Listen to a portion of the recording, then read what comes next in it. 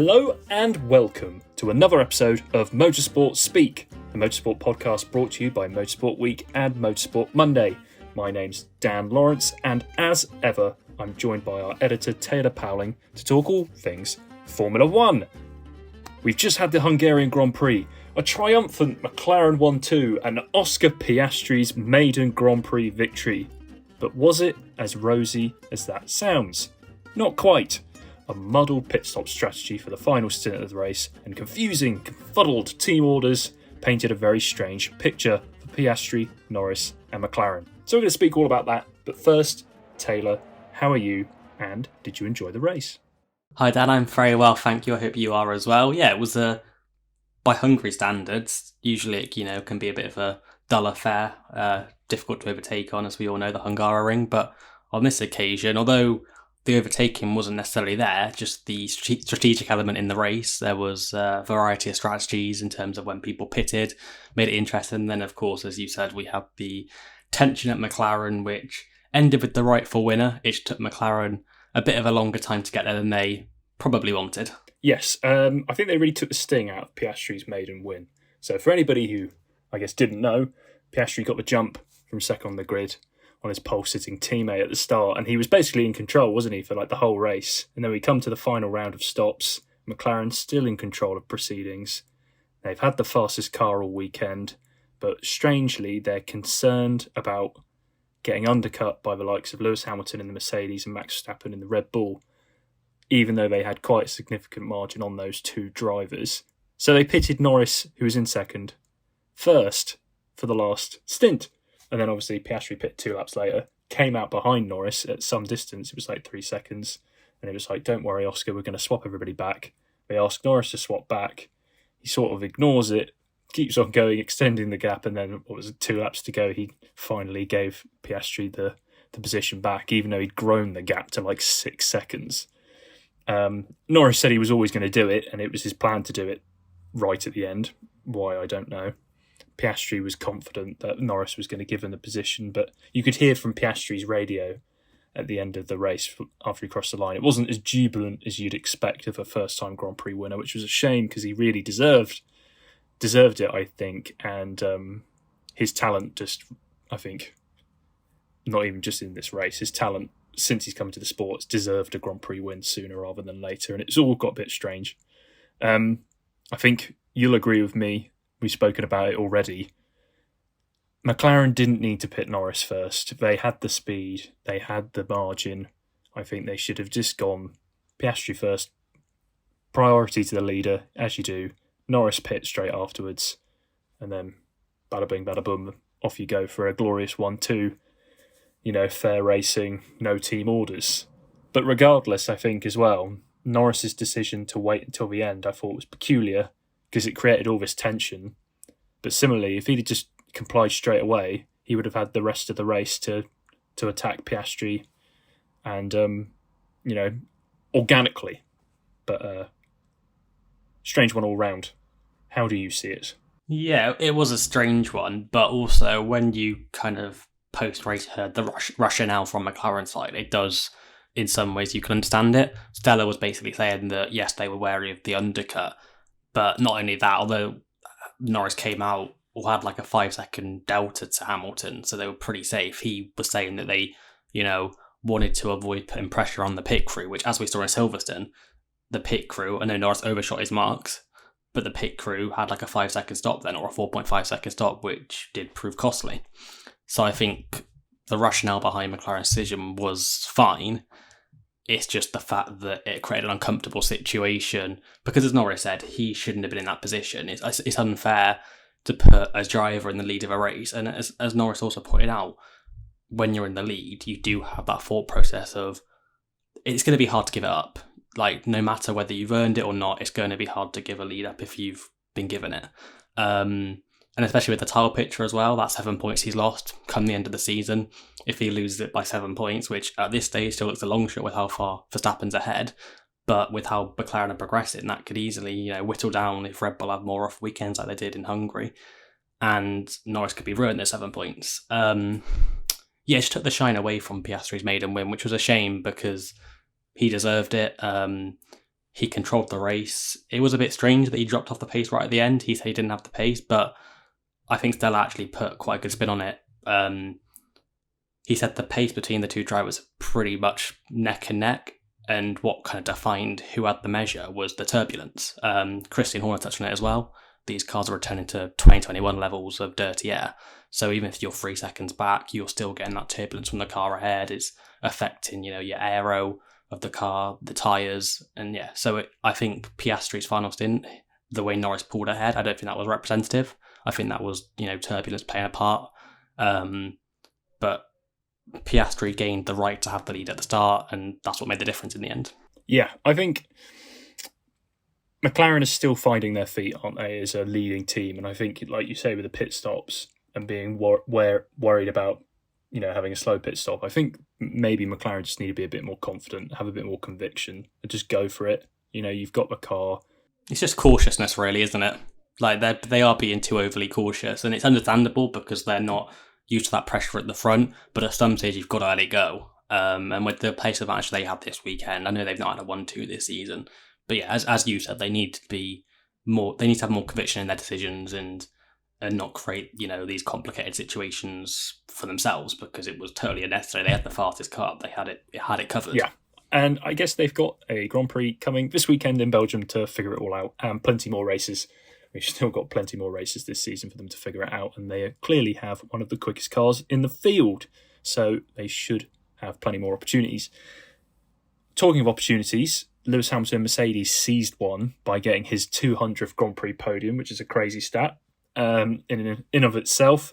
It's been a great run of races for Mercedes, but obviously their pace wasn't quite there in the hot temperatures at the Hungaro ring. They didn't really look like they were in contention for the win. It was just a fight for scraps, I guess, or podium scraps, and Hamilton succeeded from fifth on the grid. Good fighting with Verstappen, exciting fighting with Verstappen.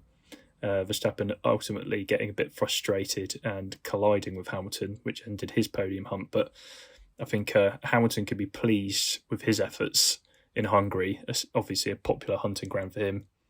Not so great on the other side of the garage with the mishap with Russell in the Q1 exit, which meant he was forced to do a fight back through to 8th. But another solid race from Mercedes, at least on one side of the garage. Yeah, they kind of said coming into it that the hotter temperatures would, be a bit of a hindrance to their car, and it proved to be the case. They didn't have the ultimate pace of a McLaren or a Red Bull, and actually, in fact, they were kind of neck and neck with Ferrari, and it was track position that decided the outcome. I think if Sainz had kept Hamilton behind at the start and not had that such sluggish launch, he probably would have been looking at a podium, as he said post-race. Hamilton, I'd probably give him driver of the weekend in terms of, yes, he didn't really have a yardstick in Q3 because Russell got knocked out, but, in the race he delivered what the car was capable of, and I thought his defence against Verstappen was very educated and mature, and he placed his car in all the right areas and eventually brought out a mistake from an agitated Verstappen.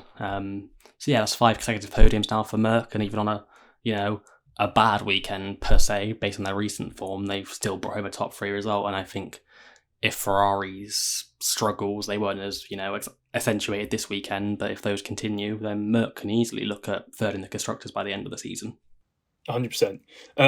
We've already touched on it. Verstappen's frustration. I know he eventually fell to 5th behind Leclerc. But as we've said, or touched on as well, Ferrari were definitely the 4th fastest team in Hungary. But Verstappen, yes, cut a frustrated figure, didn't he? A lot of agitated remarks on the radio. He wasn't happy with strategy. He wasn't happy with his car throughout the weekend, the pace of the car. He then ultimately locked up on that turn 1 lunge on Hamilton, and they collided, which obviously was why Verstappen dropped back. And I don't know if you know, but he was doing sim racing until early hours of the morning, which commentary did mention quite a lot on Sky. But whether that had an effect, I don't know. But it wasn't a rosy day, was it, for the Dutchman? No, he was very disgruntled throughout. And it's funny how on a bad day, we, as you said, the commentary team scrambled to look for possible reasons instead of just literally defining it as Verstappen didn't like how the car was handling, and he just got more and more, incensed with what was going on in the race. He was sim racing until early hours, I think, in Saudi Arabia and Imola, both races he won. I don't think there's any, correlation between the two. This weekend, though, was, I think, a turning point in the Red Bull Verstappen relationship, just because they brought an upgrade package this weekend. It's not often you have big upgrade packages with a budget cap now, and yet Red Bull, I know it can take several rounds to optimize a package, but Red Bull weren't quicker than McLaren. They were still behind them, and that kind of caused Verstappen after qualifying to say, look, like, some people in the team need to wake up and pull their finger out, because we are now behind McLaren. He's acutely aware that although he's got a 70 plus point lead, that can easily be whittled away if the team's current paths continue as they are. If Norris can actually start to convert these opportunities, there's still 11 more rounds to go. Verstappen's lead will very quickly come down. He'll be hoping it's just a one-off weekend, but they just made life so much more difficult for themselves than it needed to be. On those, we used to see it all the time, Red Bull on the bad weekends, they'd still, Verstappen would still get a podium. And this weekend, although McLaren were too quick for them, they should have had an easy podium, yet they let Verstappen get undercut both times. I think after the first occasion, when they saw how difficult it was for him to pass Hamilton, he did have that one opportunity at turn 2, ran wide, and then that kind of put him behind for the rest of the stint. They should have taken that as an incentive to go, look, track position is pivotal around the Hungaroring, let's pit Verstappen first. Instead, they then ended up behind Leclerc as well. Although he got past Leclerc, and he would have got past Hamilton without that clumsy incident at turn 1 later in the race, they still made his life way more difficult than it needed to be. And I think that's where his frustration came from. I said it post-race, his main concern is not the lack of pace, it's more just they're not executing races as well as they used to. He complained in Austria as well, with how much time that he lost in traffic on worn tyres. So it's just not the same well-oiled operation that has been throughout all of last year and the year before that. So yeah, Red Bull have got definitely work to do. I think they'll be desperate for the summer break, whereas McLaren will be wanting these rounds to come thick and fast. Red Bull definitely look like they could do with a breather. Yeah, it's interesting. The hunted has become the hunter, and now the mistakes are coming. I guess last year they had such an easy go of it, but maybe I don't want to say complacency, but maybe you lose that sort of fighting edge a little bit, and they're sort of finding out now that maybe they need to sharpen their teeth a little bit. And as you say, a summer break is a perfect time for them to try and figure that out. And I think also with Red Bull, the problem. I mean, another point that you raised actually that I think is quite interesting is the championship gap between Verstappen and Norris. This second half of the season is pivotal for both of them, in a sense that if Norris needs to be consistently challenging for wins and he needs to be consistently achieving those wins, Verstappen's saving grace these past few races is that we're getting different winners, and there's been little variations in form between the likes of Mercedes and McLaren. So it means his lead's not getting chewed up so much. If that changes in the second half of the season, as you say, I think that championship gap could really shrink, especially if Red Bull don't get their act together. Secondly, I think there is the sort of nature that the Red Bull team is fighting sort of only on one front, because Sergio Perez's struggles have really continued and his slump doesn't seem to have an end in sight. That crash exit in Q1 sort of obviously putting an end to him being in the picture at the front. And you hear it in the rhetoric of all the drivers going into weekends. They say, this team looks strong, this team looks strong, Max looks strong. Max is doing everything on his own, and maybe that's playing into his frustration as well. Like, the likes of McLaren could control proceedings at front because they had both drivers capable of being at the front. Similar with Mercedes at Silverstone. Max is having to do things all on his own, and when you're in a position where you're fighting for wins, sometimes having that teammate who's close with you can help. But he doesn't have that luxury, and Red Bull, again, in the Constructors' Championship, they're being left vulnerable. And I think, rumours suggest, or reports suggest, that a decision on Perez's future could be made after this weekend coming in Spa. If he doesn't have a good weekend in Spa, it could be potentially the end for him at Red Bull. Yeah, and the last thing he needs is the threat of rain, which is always, a likelihood at Spa. He said after qualifying, obviously he spun, got on the white line approaching turn 8. It was damper at that part of the circuit as the rain intensified. He needs a weekend where everything's just kind of settled and clean, and Spa's probably one place where you're not going to get that. So I think this weekend's defining for him. He'd had a good recovery, but at the end of the day, Red Bull are no longer in a position where they're dominating both championships. So yes, he recovered to P7. It was a good drive from him in the race, and he had good pace. But 6 points isn't enough. It's not as if he's a rookie that's learning the ropes. He's an established multiple-time Grand Prix winner. There shouldn't be time for him to get back on his feet. He needs to be delivering at the sharp end consistently. Whether he can do that this weekend, a massive test, because the president at Belgium over the years, as Verstappen's always had a massive gap over him. So, yes, I'm not too confident of him. It just depends on what his result is. If it's a steady points finish, that might be enough to keep him in the seat to the end of the year, or at least past the summer break. But if it's another early, premature qualifying exit, then I do think he could be on the chopping block. And another thing about Red Bull, just quickly, it'll be interesting to see whether Max takes an engine penalty this weekend, because obviously it has been confirmed that he will have to take one at some stage. Red Bull have said they're going to do it strategically. Last 2 years, Max has taken it at Spa because you can overtake there. But with the championship picture as it is now, Spa usually lends to Red Bull's car philosophy. Max hasn't won in 3 consecutive races now, the first time since 2021. Will they alter that approach and actually go for the win just to stop that mini rot and get back to winning ways? I think, yeah, I would lean towards your suggestion that maybe they postpone it and just try and go for the win to end this part of the season on a high, go into the summer break on a high. Again, I think with Perez as well, his saving grace in a sense is that the options to replace him or the candidate to replace him isn't necessarily clear. Obviously, Red Bull never really talk about Tsunoda getting promoted to that seat, despite him having quite an impressive season and maturing a lot as a Grand Prix driver, outside and inside the car.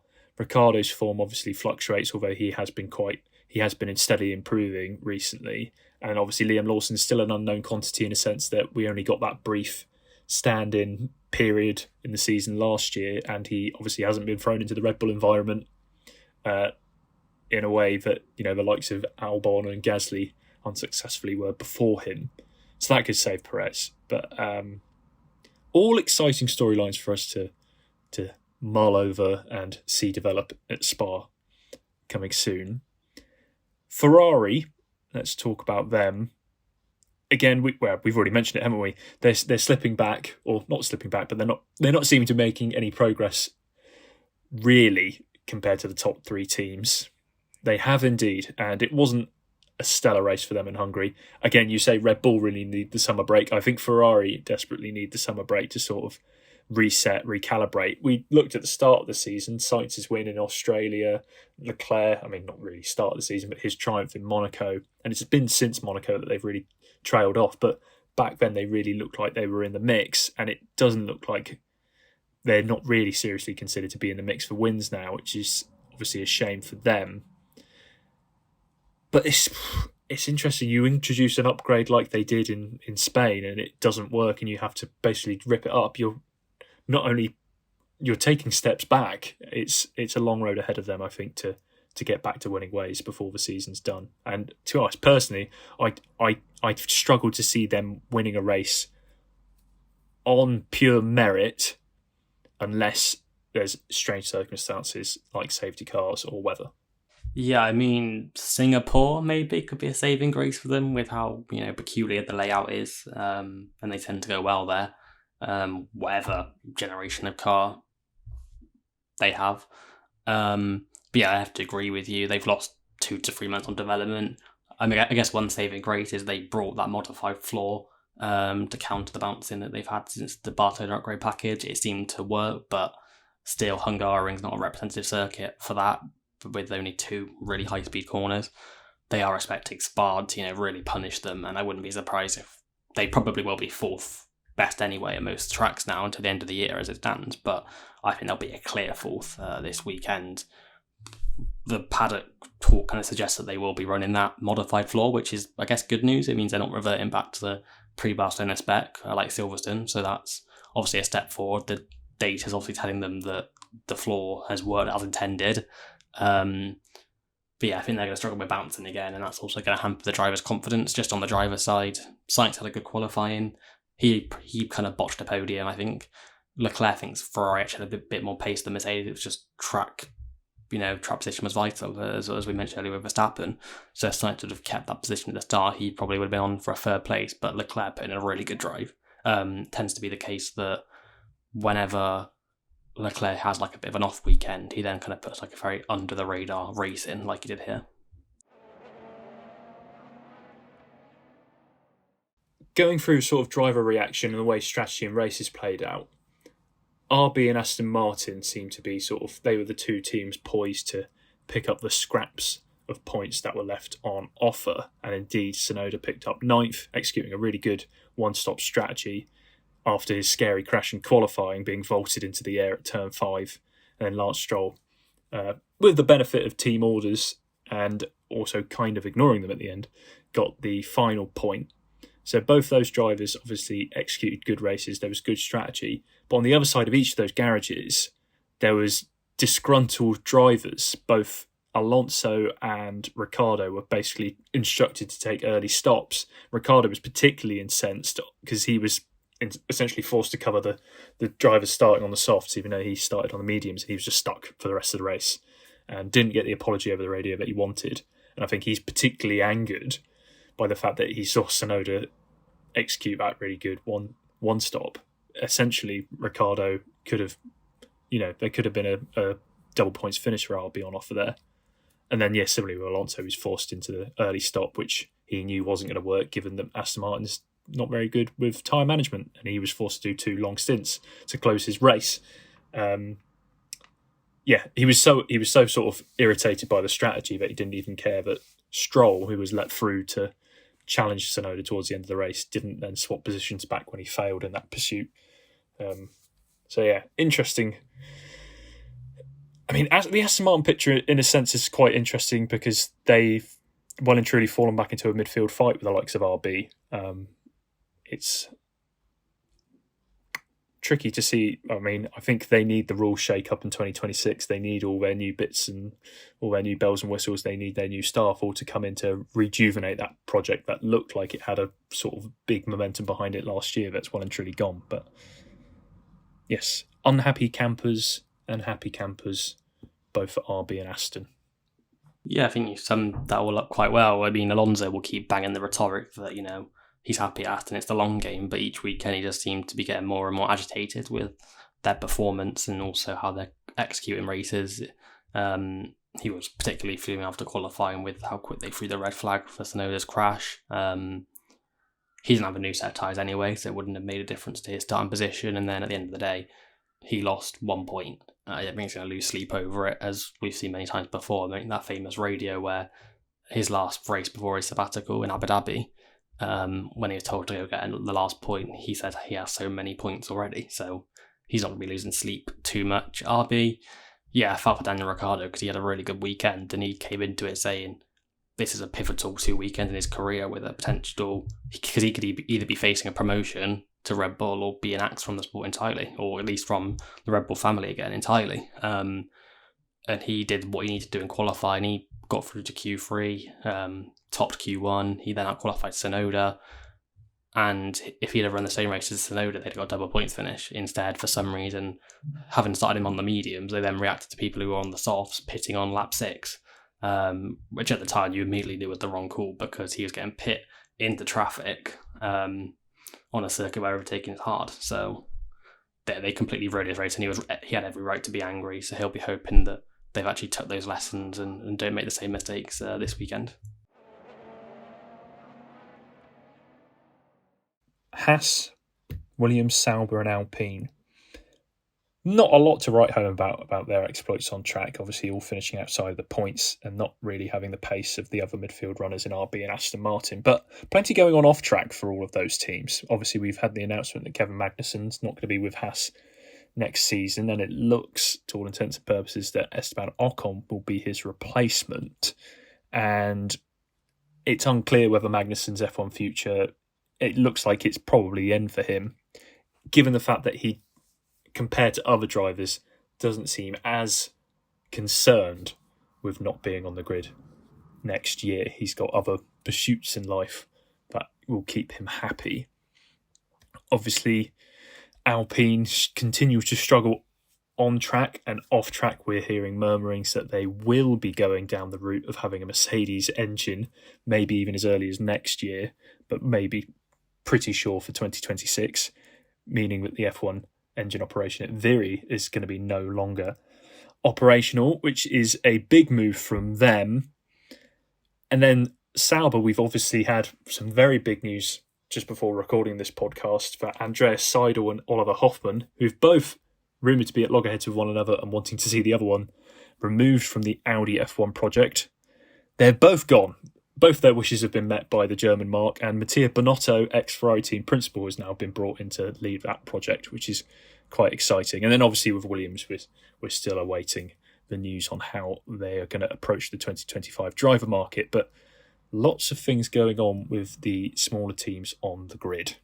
Yes, it speaks volumes that we are 18 months away, or even less now, from the new regulations, and two manufacturer teams, one that's currently on the grid in Alpine and one that will be a works team in Audi, are both having upheaval behind the scenes in their own rights, and that doesn't bode well when they're trying to, compete against these seasoned veteran teams like Mercedes and Ferrari.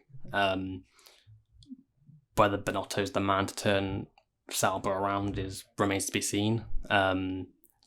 Yes, it's a difficult one. I think with Bonotto, obviously he has decades of experience at Ferrari that harks back to obviously the Schumacher days, and I think for whatever the reasons his Ferrari exit came about, I think he is a harmonious figure, or he promotes team harmony. He seems to be, obviously, I think the friction that was going on between Seidel and Hoffmann isn't really how you want to start your Formula One team, is it? So maybe Bonotto will be a more positive figure that will help bring that project forward. And then with Alpine, I mean, it's interesting, isn't it? It's probably the right decision if you're not confident investing in a power unit that, let's face it, since 2014 hasn't been of the necessary standard. Mercedes is arguably the best power unit available.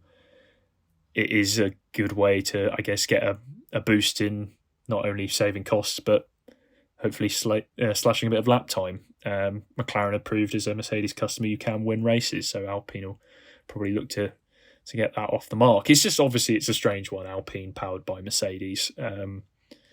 But then again, the Renault Group's handling of the Formula One team for the last 2 decades has often been peculiar. They come and go, don't they? But just another touch on Magnussen. I think I would put, if I was a betting man, I'd bet on him probably not being on the grid next year.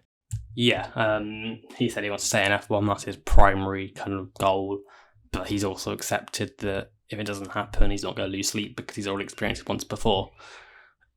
He's been in contact with teams, but you don't see where he fits. So, I mean, Sauber, Audi, could that be an option? Because there's so many names muted there and they're kind of being rejected left, right and centre by their main targets. Williams looks like it will go to Bottas. Alpine are eyeing up Sainz. If it doesn't go to Sainz, then you look like Doohan or someone like Mick Schumacher could be on the table. So yeah, I kind of only see his one sole hope being the Sauber Audi project, and I think even then, having taken on Hülkenberg from Haas, I don't think they'd want to rekindle that lineup. No, I think Audi will still be hoping they could go for a bigger fish if one is still available. We need to wait to see what Sainz decides. Yeah, or a younger name. Yes. But yes, I guess we're all still waiting for Sainz to make his decision, which potentially could rest on whether Alpine do get Mercedes engines. Flavio Briatore is said to be luring Sainz with that possible carrot. But I guess we're all going to find out plenty more at Spa, given that driver announcements and things like this for the next season can come just before the summer break. So we've got all that to look forward to. So I think that's a good place to end. Taylor, thank you for joining me. And listeners, thank you for joining us. Make sure you keep up to date with the podcast on YouTube, Apple Podcasts, Spotify, share, like, review, subscribe. Make sure you keep up to date with all the happenings on motorsportweek.com and motorsportmonday.com. And make sure to follow us on social media at motorsportweek, X, formerly known as Twitter, Instagram, Facebook, TikTok, YouTube, you name it. So, from me and Taylor, goodbye.